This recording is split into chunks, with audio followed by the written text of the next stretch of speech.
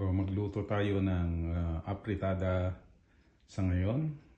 Ito ang lulutuin natin. At ito yung mga ingredients na ilalagay natin sa apritada para masarap. Una, maggigisa tayo ng bawang.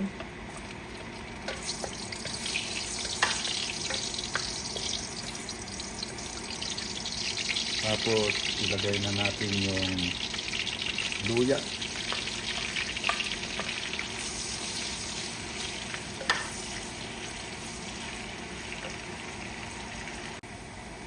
Okay, pag nag-brown na yung luya, lagay na natin yung sibuyas.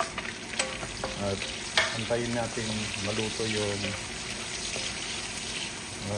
sibuyas. So, luto na yung sibuyas. Ilagay natin yung chicken.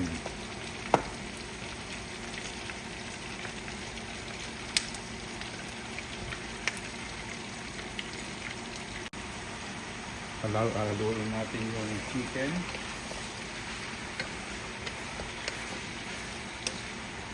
Tapos, takpan natin hanggang sa maluto. At saka i-slow fire natin yung apoy ng kalan. At maglagay na rin tayo ng paminta, kaunting paminta. At antayin maluto yung chicken. Ngayon luto na yung chicken natin. Lagay natin yung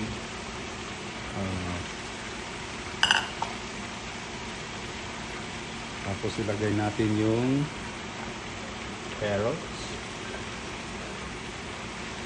Tapos sabay natin yung coconut milk.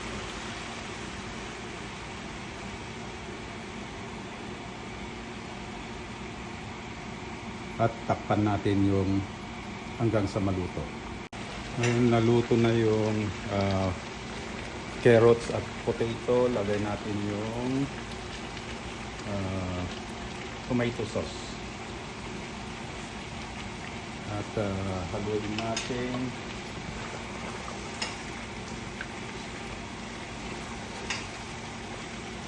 At saka takpan.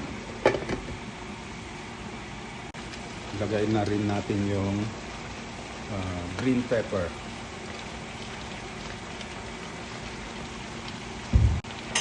Ito, maglagay tayo ng cornstarch para lumapot yung sauce ng apritada.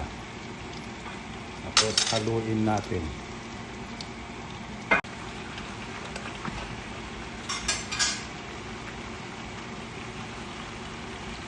Apritada natin. Final. Thank you for watching.